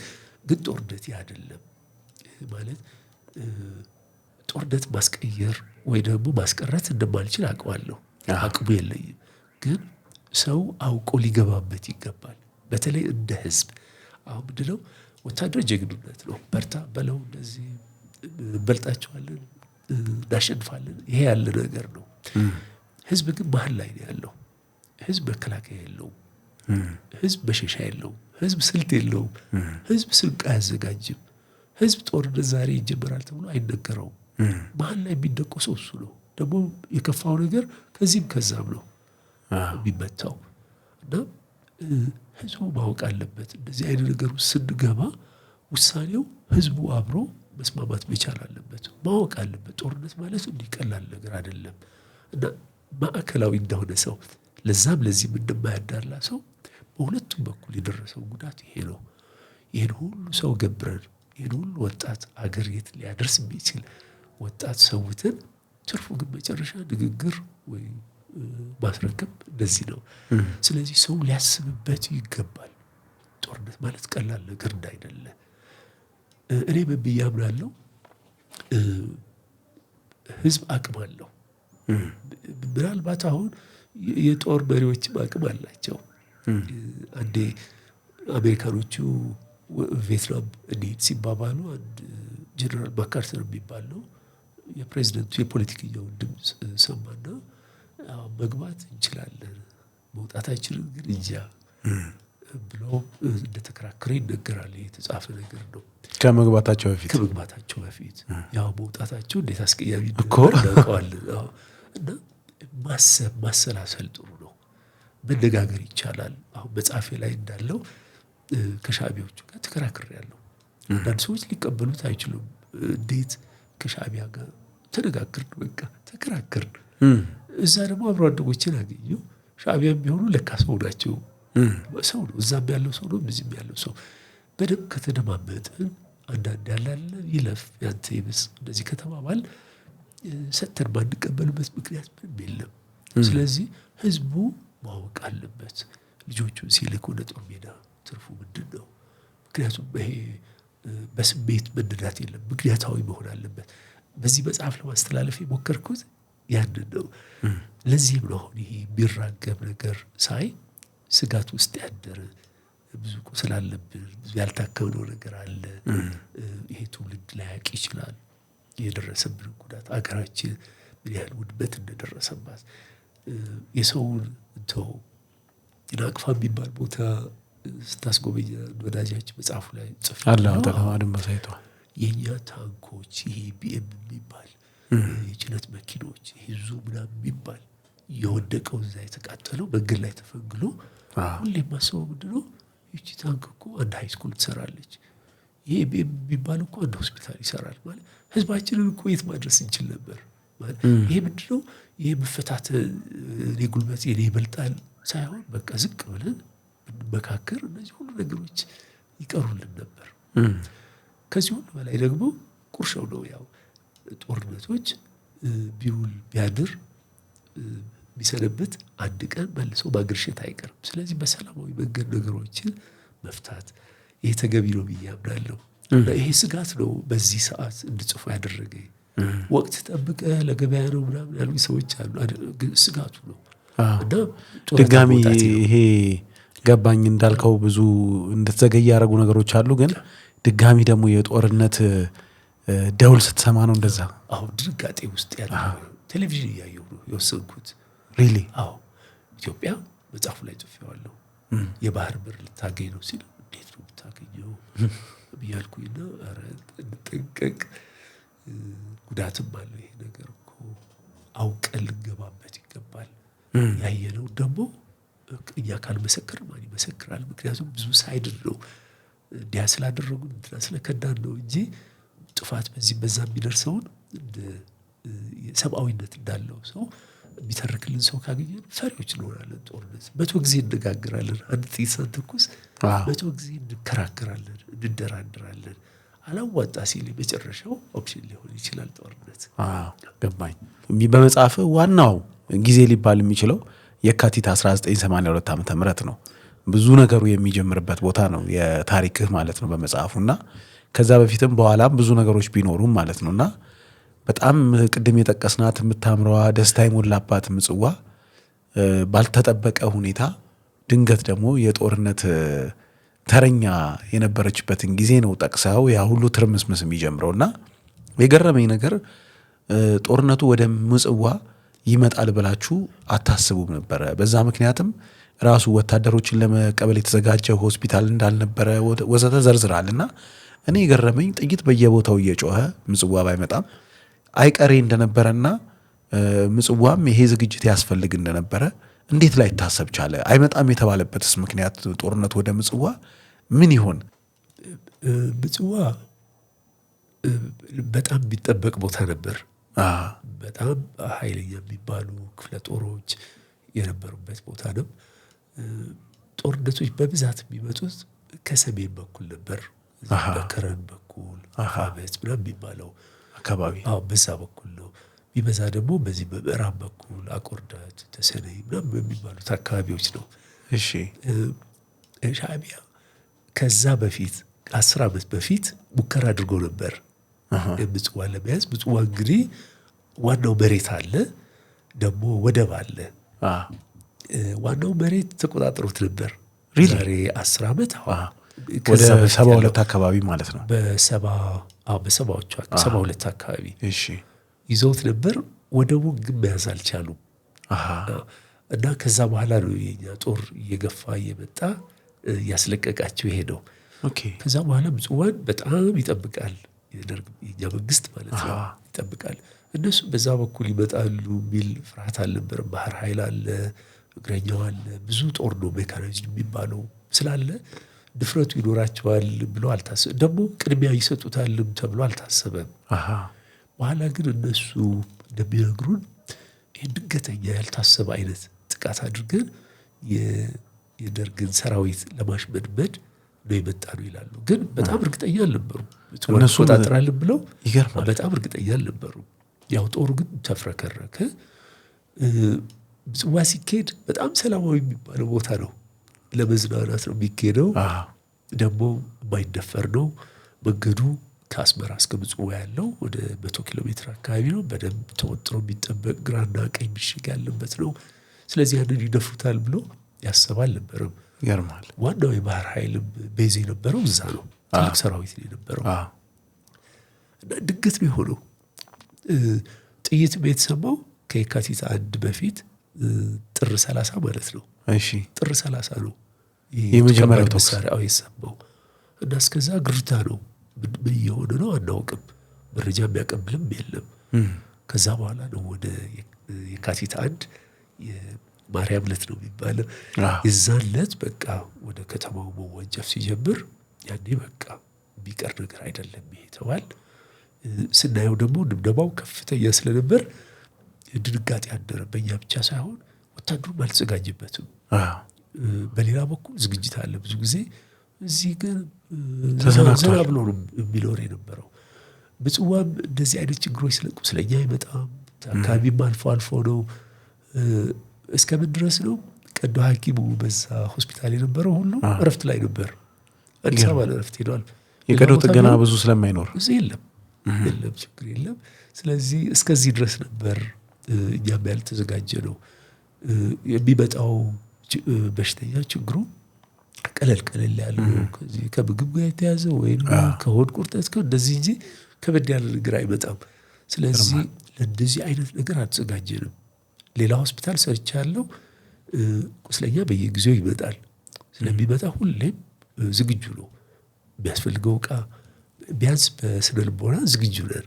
አንድ ነገር ቢመጣ ስራችንን ቶሎ ተከፋፍለን ማን ምን ይሰራል ይሄን እናውቃለን። ምጽዋ ግን እንደዚህ አይነት እንትን አልነበረም፣ መደራጀት አልነበረም። መቼም በመጽሐፉ በጣም የገረመኝ እያልኩ ብዙ ነገር ልጠቅስል እችላለሁ። ብዙ የገረሙኝ ነገሮች ስላሉ ነው።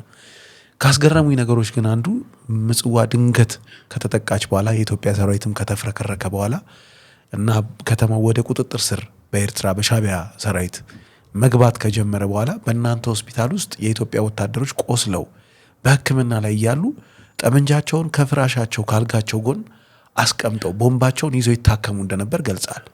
በጣም የገረመኝ ነገር ነው። የተለመደ ነገር ነው ወይስ ለመጀመሪያ ጊዜ በዛ በምጽዋ የሆነው ምንድነው? እንደዚህ አይነት ልማድስ አለ ወይ? ይሄ ቁስለኛ ወታደር ቁስለኛ በጣምበት ጊዜ እንደ ደንቡ መሳሪያውን አስመዝግበው ማስረከብ አለበት አይደል? አዎ ታካሚ ነው፣ አሁን ተዋጊ አይደለም። ግን እኛ ሀገር ያው በጣም ያልተደራጁ ቦታዎች አዲስ አበባ እንደዚህ ትልልቅ ከተሞች ያስረክባሉ። እሺ ጦርነት ያለበት አካባቢ ግን ያው እምነቱም የለም። ምን ሊመጣ እንደሚችል አያውቀውም። ያቺ ደግሞ ጓደኛው ነች። መሳሪያውን ቦምቡም ጠመንጃውም ለማንም አምኖ አይሰጥም። ግን ለአንድ ሐኪም አስፈሪ ነው። እዛ ቦምብ ይዞ የተቀመጠ ዝናር በጣም በትረየስ የያዘ ወታደር ማከም በጣም ያስፈራል። ግን ያው ብዙዎቹ አላስረከቡም። መሳሪያቸውን እንደያዙ ነበር። ይገርማል በጣም የሚመጡት። እና እናንተም መሳሪያውን ከጎን እንዳስቀመጣችሁ ሕክምና ይቀጥላል እንጂ ለሐኪሙ ሕክምናው እየተደረገለት አንዴ ወደዛ አርገው ወይ ማሽሹ አይባልም። እንደ ከባድ ድፍረት ነው የሚቆጠረው። የወታደር ፖሊስ ያስፈልጋል ለዚህ። ወታደር ፖሊስ የሚባሉ አሉ ወይ ከዚህ ጋር የተያዘ ስራ ያላቸው አሉ።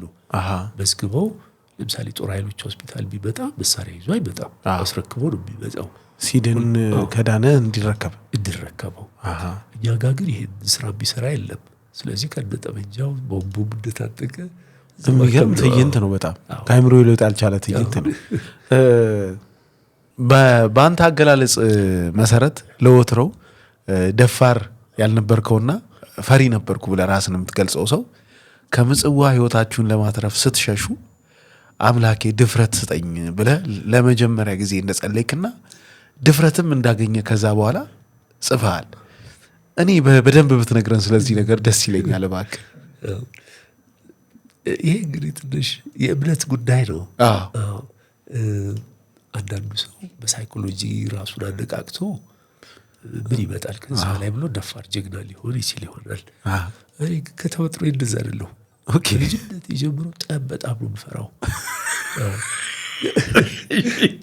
ጦርነቱ አባትና እናቴ ብዙ አይጋጩም። የተወሰኑ የተጋጩባቸው ቀኖች ግን አድጌ ነው አለቅስ ነበር ሲጋጩ። አባቴ ሁሉ መጥቶ ያውቃል። ለምን ታለቅሳለህ? መጥቶ ያውቃል። እና እፈራለሁ ጠብ። ይሄ አሁን ጮክ ብሎ መናገር መሳደብ በጣም ነው የምፈራው። ይገርማል። እንደዚህ ሊያጠቃ የመጣ ሰው ምናምን በሸሻ ነው የምፈልገው። ጠብ ውስጥ አልገባም። ድብድብ የሚባል ነገር አላውቅም። አይገጥምም? የተለየ ሁኔታ ነበር አስመራ ወይስ ምንድን ነው? እኔ አይገጥመኝም። ትምህርት ቤት አይተናኮሉም? ያው ሸሻለሁ መሰለኝ ወይ ፈሪነት ስለሚያውቁ እንደሆነ አላውቅም። ፈሪነቱ ይባላል። እና እዛም ኤርትራ ውስጥ ያው ጦርነት እንሰማለን፣ ጥይት እንሰማለን። እሱን እየሰማን ያደግነው። ግን ጦርነት መሀል እንደዚህ ስናልፍ ይሄ ምናልባት ከባድ ጦርነቱ ስናልፍ የመጀመሪያ ጊዜ ነው። የፈራሁት ምንድን ነው? በተለይ ታካሚዎችን ጣጥዬ መሄድን አሳፈረኝ። ማለት ነውር ነው ብዬ አሰብኩኝ። ደግሞ ድፍረት የለኝም ለመቆየት እየመጣ ምን እያለ ድፍረቱ ብዙ የለኝም። ያለኝ አማራጭ ምንድን ነው? አንድ ምጽዋ እንግዲህ ያቺ የነበርንባት አካባቢ መሸሻ ብዙ የላትም። ባህር ነው። ያው የአሳ አራት ከመሆኑ እንጂ ሌላ የሚኬድበት ቦታ የለም። ከብዙ ቦታ ደግሞ እየገፉ እየጨመቁ ስለመጡ መፈናፈኛ የለም። ስለዚህ ምን አልኩኝ፣ ያው የልጅነት አምላክ ለአንተ ነፍሴን አደራ አሳልፌ የሰጠሁ አልኩኝ። ከዛ በላይ ደግሞ ስኖርስ ለሌሎች መኖር የለብኝም ወይ? ሐኪም የሆንኩት እኮ ለሌሎችም ነው።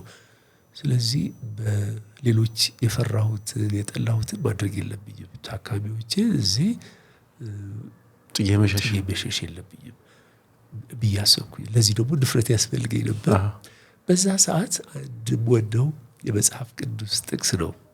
መዝሙር 23 ይባላል። እዛ ላይ በልዑል መጠጊያ የሚኖር ሁሉን በሚችል አምላክ ጥላ ውስጥ ያድራል ብሎ ይቀጥላል።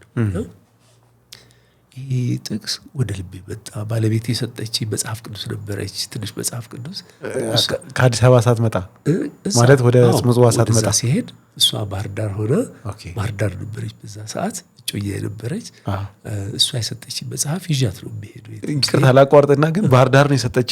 ባህር ዳር ነው የሰጠች። እሱ ይዤ ሄድኩኝ። እዛ አሳ ሀብት ይባላል፣ እዛ ትሰራ ነበር። እና እሷ መጽሐፍ ቅዱስ ከፍቼ አነበብኩትና ይሄ ጥቅስ ለእኔ ነው አልኩኝ። በቃ ይሄ መሸሸጊያዬ ነው፣ በቃ እግዚአብሔር ጋሻ ይሆናል፣ መልአኩን ይልክልኛል የሚለው ነገር ውስጥ የገባ። እንግዲህ ሰው ሳይኮሎጂካል ነው ሊለው ይችላል፣ እምነት ነው ሊለው የራሱ ጉዳይ። እኔ ግን እምነት ነው ብዬ አሰብኩኝ እና ተቀበልኩት። ከዛ የሚያስቀው ነገር ያው ሞኝነት ልበለው አማኝነት ልበለው፣ ይሄ የሚወርደው ቦምብ እኔ አካባቢ የሚደርስ አልመስለኝ አለ። በምንም አይነት ተአምር። የሚገርመው ነገር አጠገብ የነበሩ ጓደኞቼም ራሳቸው አንተ ኮንፊደንስ ይገርማል ይሉኛል።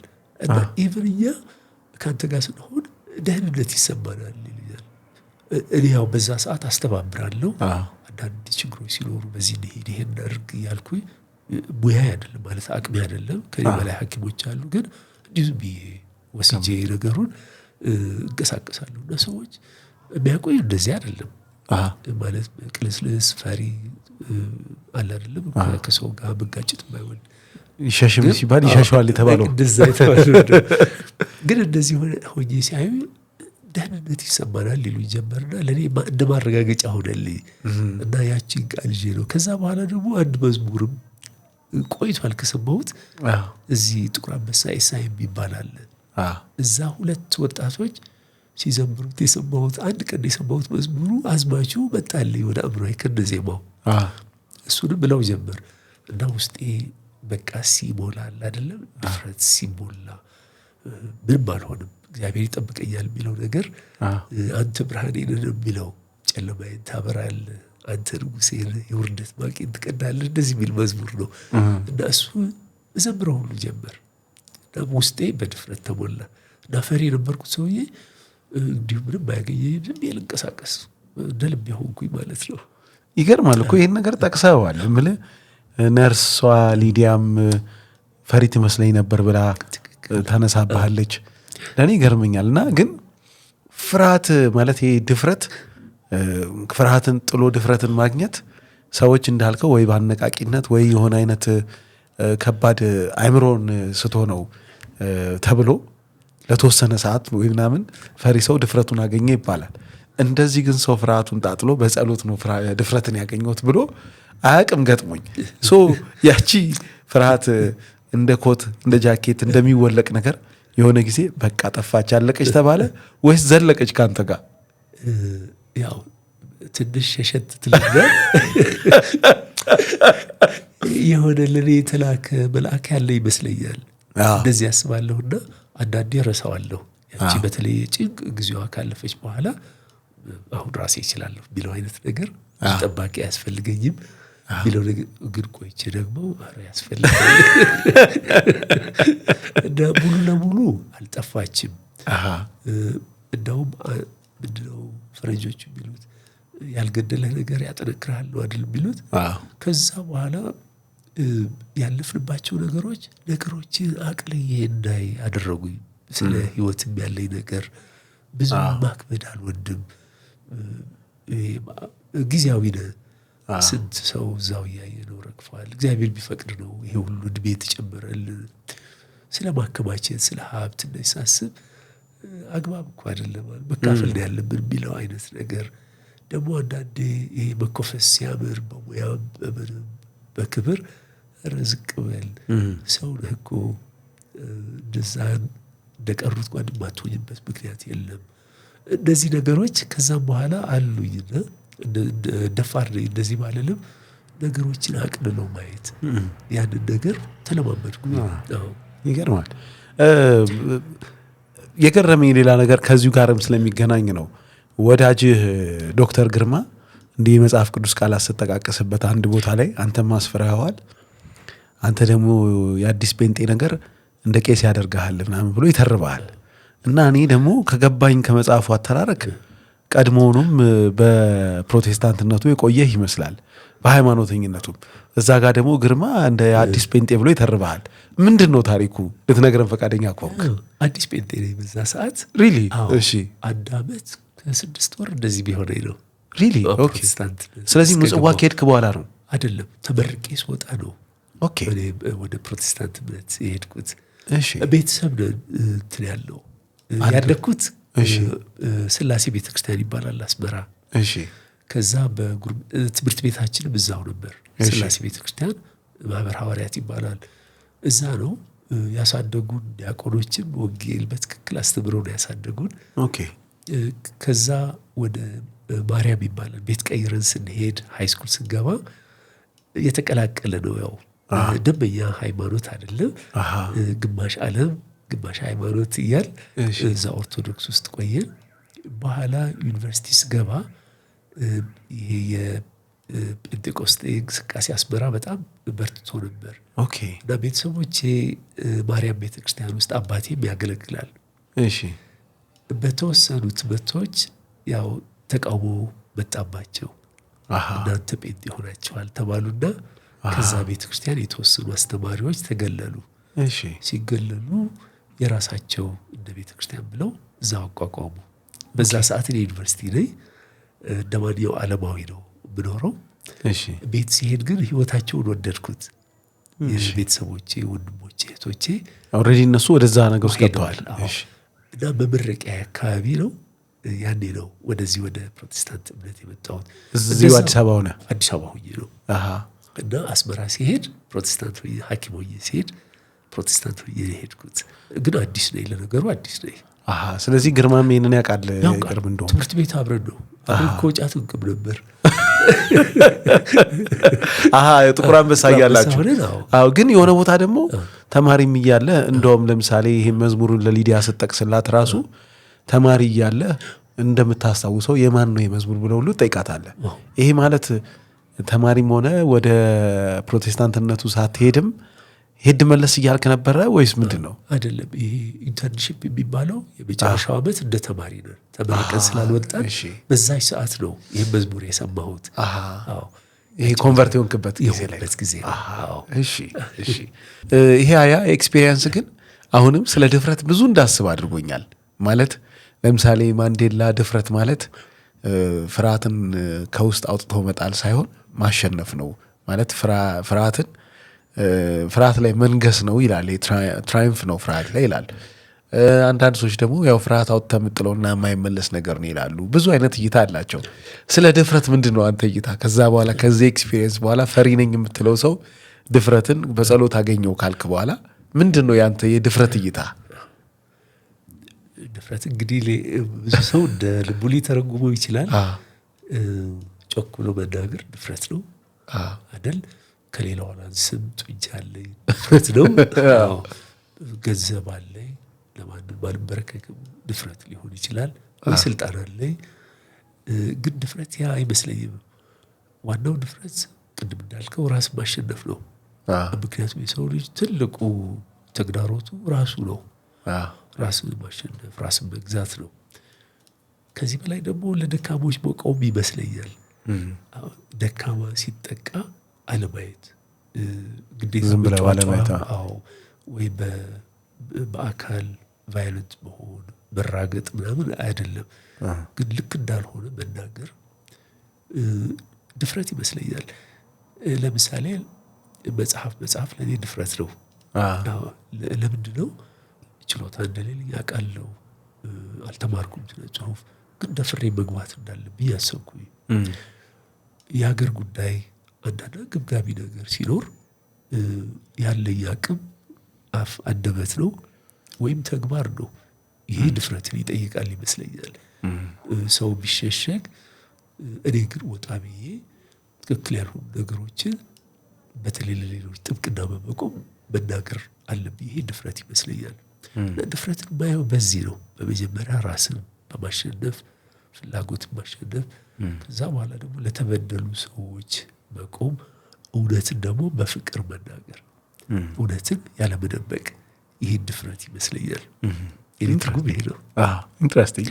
በመጽሐፍ ያሰፈርካቸው አብዛኞቹ ታሪኮች በ1982 ገደማ ተከስተው በማስታወሻ መልኩ ያስካቸው ናቸውና ቅድም እንዳነሳ ነው ሰላማዊዋ ምጽዋ በሻዕቢያ ኃይል ከተጠቃች በኋላ የነበረውን ሰቆቃ ነው በብዛት የዘገብከውና ያሰፈርከው በጣም በቆንጆ ሁኔታና ነገር ግን 30ም 20 ዓመትም አልፎ ነገሮችን ኢን ሪትሮስፔክት ተመልሰ ስታያቸው በጊዜው ያሰፈርካቸው በማስተዋያ ያስካቸው ነገሮች ላይ የተለየ እይታ ሊኖር እንደሚችል እገምታለሁ።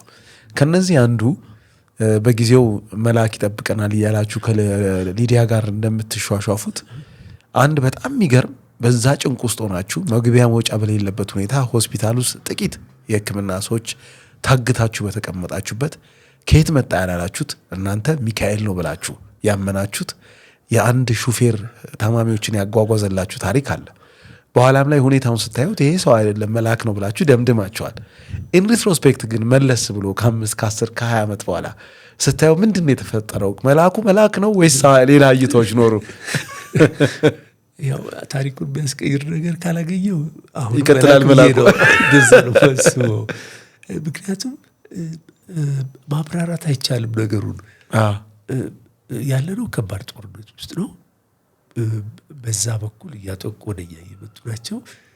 ይሄ ሰው ደንበኛ ጂንስና ቆንጆ ሸሚዝ የለበሰ ጆሊ የሚባል ሰው ነው። ትግርኛ ተናጋሪ ነው። ወታደርም አይመስልም፣ ሻዕቢያም አይመስልም። የያዘው መኪና ደግሞ አይፋ የሚባል መኪና ነበር። የወታደር መኪና፣ ረዥም መኪና ነው። እንደው አይፋ እናት ሀገሩ ሲል ተደፋ ይባላል። በጣም ይገለበጥ ነበር መኪናው። የመኪናው አሰራር ረዥም ነውና ከርቭ ላይ በጣም ሲያዞሩት ይገወድቃል እና ለእናት ሀገሩ ተደፋ ይባላል። እና ይሄ ሰው መጥቶ በተቸገርንበት ሰዓት እነዚህ ቁስለኞች ምን እናድርግ አብረን፣ ያው አንድ አዳራሽ ውስጥ የነበሩ ቁስለኞች በሙሉ ሞተውብናል። ወደ 50 ይጠጋሉ። አንድ ከባድ መሳሪያ ያረፈ እዛ ሆስፒታል ውስጥ በሙሉ ሞተዋል። እና እነዚህ ሰዎች አሁን ምንድን ነው የምናደርጋቸው? ጣጥለን እንሄዳለን። መውሰድ ደግሞ አቅሙ የለንም። ብዙዎቹ በክራንችም እንኳን መሄድ አይችሉም። ስለዚህ አብረናቸውን ሞታለን። እዚሁ እግዚአብሔር ይጠብቅ እንጂ ከተማረክንም እዚሁ እንማረካለን ብለን ወስነናል። ይሄ ሰው ከየት መጣ ሳይባል መጣ። ወታደር አልጫንም። የመሰለን መጀመሪያ ላይ ቁስለኛ ይዞ የመጣ ነው። እና ሲስተሯ ምን ትለዋለች? ቁስለኛ ከሆነ እዚህ ቦታ የለንም፣ ይሄን እነግረዋለን። ቦታ የለንም፣ እዛ ናቫል ቤዝ ልከናቸዋል። ምክንያቱም የኋላው አይታየንም ምን እንደያዘ።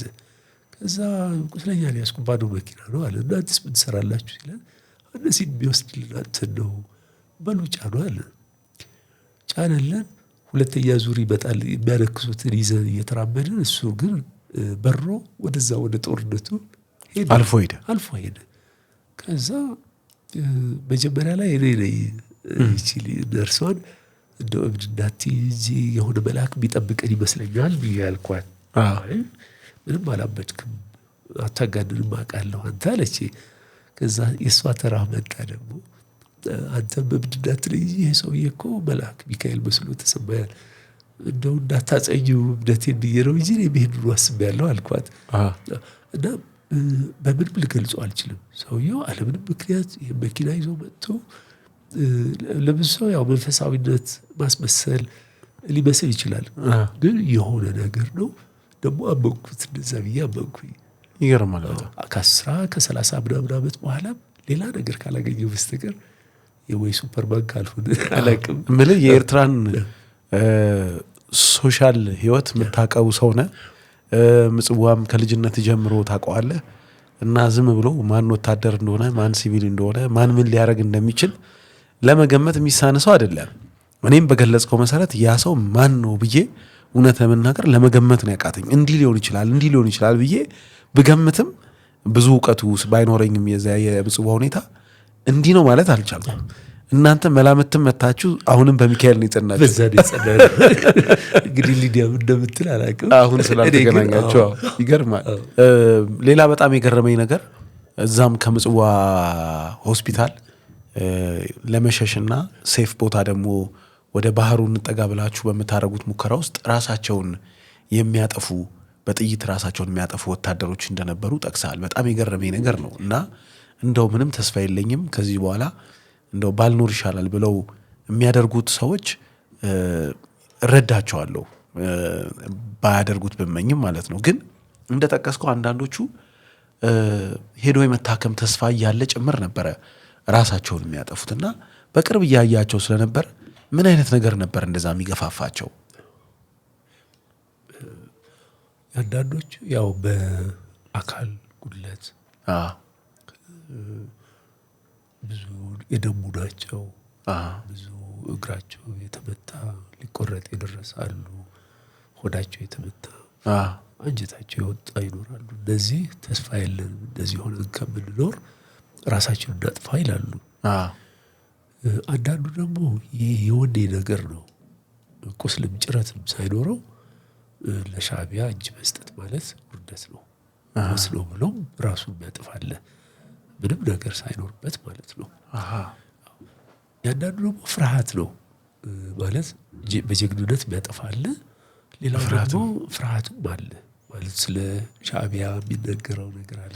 ከያዟችሁ እንዲሆናል ነው ይባል ነበር። ያኔ በዘይት ይጠብሳሉ እንደዚህ ያደርጋሉ ይባላልና አላውቅም ወይ ወታደሩን አለጥላቻ ለማብዛት ይሁን እውነትም ተደርጎ ይሁን አይታወቅም። ሆኖም ሊሆን ይችላል። ይሄ ስላለ ከብዙ ምክንያት ነበር ራሳቸውን የሚያጠፉት።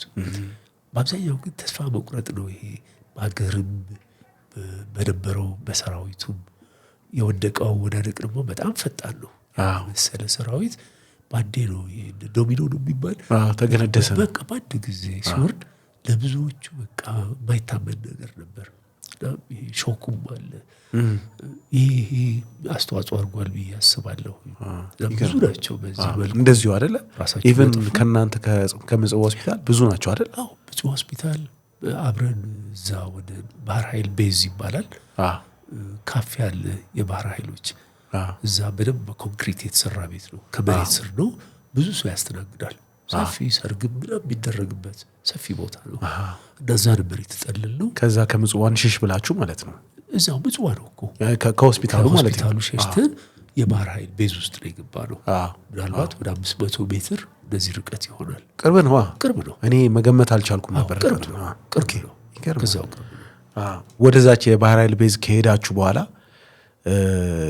እኛ እንግዲህ የኛ ትውልድ መርከብ እያየ ባህር እያየ አይደለም ያደገው በሩቅም ይሁን በቅርብ ማለት ነው ያው እና ትውስታዎቹ ግን በብዙ መጽሐፍት ያንተን ጨምሮ እየተከተቡ እንደሆነ ይታወቃልና ያቺ የኢትዮጵያ መርከብ ለማምለጥ እየተወተፈተፈች በሰዓት ነዳ ተቃጥላ ስትወድም ሰዎችን ኢትዮጵያን ዜጎችን ሐኪሞችን ወታደሮችን ወዘተ ጭና ለኔ በጣም እንባ ከተናነቁኝ ገጾች መካከል አንዱ ነው ያነበብኩትና ለእናንተ ግን እዛው እያያችሁት ያ መርከብ እንደዛ የኢትዮጵያ ባህር ኃይል የሚኮራበት መርከቦች አንዱ እንደሆነ መገመት ይችላሉ። ግዙፍነቱን ስለገለጽከው ስሜቱ ምን ነበረ ሲጋይ ሲቃጠል ስታዩት?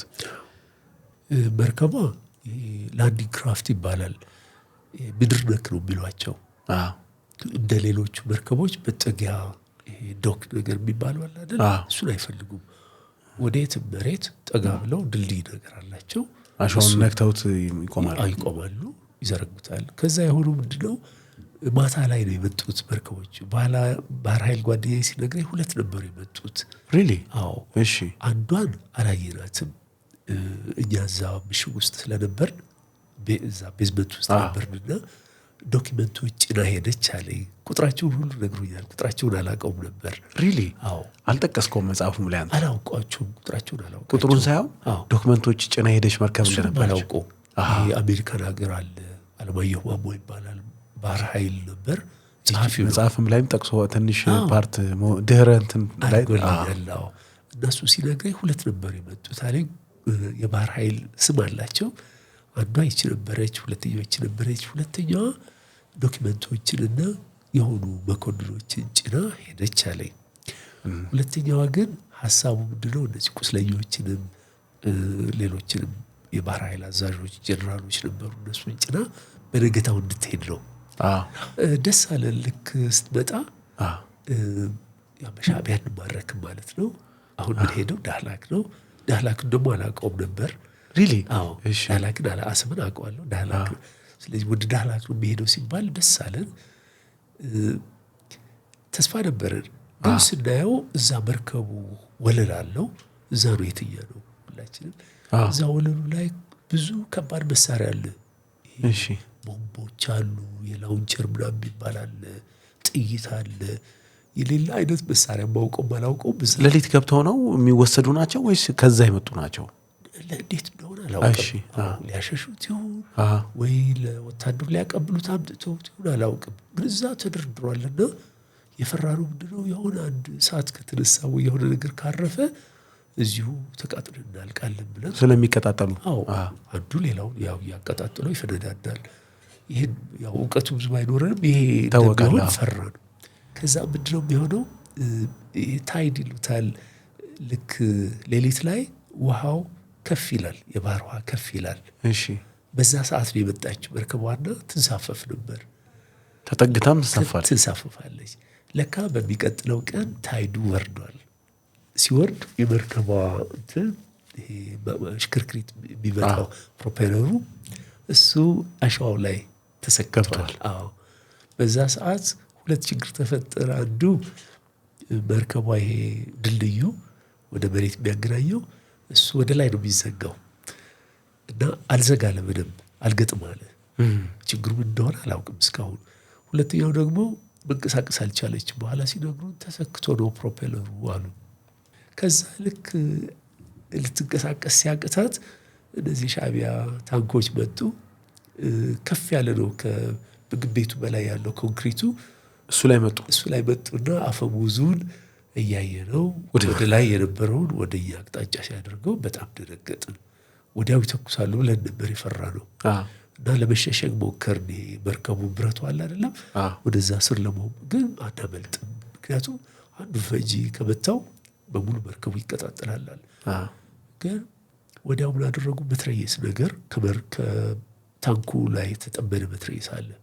እሱን የመርከቡ ግድግዳ መቱት፣ አድርጎ መቱት። እንደ ማርከፍከፍ ሰው ላይ ያሰቡ አይመስለኝም። እንደ ማስጠንቀቂያ ነው ብያሰብኩኝ። ውረዱ ነው መሰለኝ። በቃ መልእክቱ የገባን ያ ነው። ይሄ ሲሆን ግን መርከቧ መንሳፈፍ አልጀመረችም። ዝም ብላ ትታገላለች። ውሃው አሸዋው ወደ ላይ ይረጫል፣ ግን መንቀሳቀስ አቅቷታል። ከዛ በቃ ጓደኛዬ እህት ነበረች፣ አንድ ፋርማሲስት ጓደኛዬ ነርስ ነች። ከዛ ኃላፊነት ሰጥቶኝ ነበር የሄደውና ሰላም ብላ የጠቀስካት ሰላም ያልካት። እሺ። ከዛ ያው የኔ ኃላፊነት ስለሆነች ይዣት መውረድ አለብኝ አልኩኝ። ከዛ ከጓደኞቼ ጋር ተነጋገርን። እዚህ ከቆየን እንሞታለን። ስለዚህ እዛ ያደረጉትን ያድርጉን፣ እንውጣ፣ ወደ ባህሩ መልሰን ወደዛ ወደ ቤዙ እንመለስ ተባባል። ከባህሩ ምናልባት ወደ 50 እስከ 75 ሜትር አካባቢ ርቀት ላይ ነው ያለ ነው። የህልም ሩጫ ነው። እዛው ናቸው። እዛው ነው እኮ እዛ ተጠግታለች እኮ መርከቧ። ከዛ ግን ጥልቀት ትንሽ አለው ባህሩ፣ ጥልቀት አለው። ስለዚህ ምን አደረግን? ነጭ ጋውናችንን አወለቅንና አውለበለብን። ስናውለበልብ ተኩሱ ቆመ። አትምቱ፣ መርከቡን አትግደሉ፣ እንወርዳለን። ያው ሐኪሞችም እዛ እንዳለን ሊረዱልን ነጭ ጋውናችን ያወጣ ነው። ከዛ እየዘለልን ከፍታ ወደ 50 ሜትር ቁመቱ ወደ 5 ሜትር 5 ሜትር ይሆናል ማለት አንድ ፎቅ ከምናምን ማለት ነው። እንደዛ ይሆናል። ያው እየዘለልን ገባን። ጥሩነቱ ይሄ የባህር ውሃ ያንሳፍፋል፣ ብዙ ችሎታ አይጠይቅም። ትንሽ ዋና ከተቻለ እንደምን ብሎ ማምለጥ ይቻላል። ወደዛው ወደ ቤዙ ተመልሰን ገባን። ልታመልጡ የነበራችሁ ሰዎች መልሳችሁ በሻዕቢያ ቁጥጥር ስር ምርኮኛ ሆናችሁ። አይ ቲንክ በታሪኩ ስለኔ ምርኮኛ የሆናችሁበት ቅጽበት እሱ ነው አይደል? በይፋ ተማረካችሁ የሚባለው እጃችሁንም አንስታችሁ ነው የገባችሁት። እኔ ግን በጣም ካሜሮ ሊወጣ ያልቻለው እዛ ውስጥ በጣም ብዙ ደግሞ ሐኪሞች ጭምር የቀሩ አሉ፣ መውጣት ያልፈለጉና እጃቸውን መስጠት ያልፈለጉ ብዙ ምክንያት ይኖራቸዋል። እና ድምዳሜ ላይ መድረስ አልቻልኩም መጨረሻቸው ምን እንደሆነ። እንደው ምናልባት ከመጽሐፉ ከጠቀስከው በላይ መረጃው ከኖረ ምን ሆነ መጨረሻቸው እዛ የቀሩት ብዙ ሰዎች?